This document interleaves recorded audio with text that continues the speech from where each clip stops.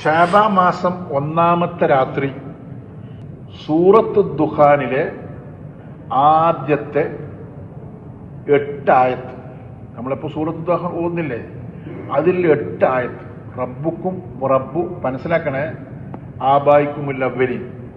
ആ 8 ആയത്ത് യശാ നിസ്കാരത്തിന് ശേഷം നിസ്കരിച്ച് ഉടനെ തന്നെ പോകണമെന്നില്ല, സൗകര്യത്തിന് ഒതെടുത്തിട്ട് കിബിലക്ക് മുന്നിട്ട് ഇരുന്നിട്ട് 15 പ്രാവശ്യം ഓതുക. എത്ര പ്രാവശ്യം? എന്നിട്ട് 15 അല്ലാണ്ട് 15 8 പ്രാവശ്യമല്ലേ, അങ്ങനെ ചില മനസ്സിലാക്കിയിട്ടുണ്ട്. സ്പൂൺ 8 ആയത്ത് 15 ദിവസം ഓതിട്ട് നമുക്ക് മുഹിമായ കാര്യം ഉണ്ടല്ലോ, അത്യാവശ്യം എല്ലാ കാര്യം പറഞ്ഞു, അതിനോട് അള്ളാഹുവിനോട് നല്ലോണം അങ്ങ് ദ്വാരക്കുക. 15ാം രാത്രി വരെ, അതായത് ബറാത്തിന്റെ അന്ന് രാത്രി വരെ, ബറാത്തിന്റെ അന്ന് രാത്രി അത് 30 പ്രാവശ്യം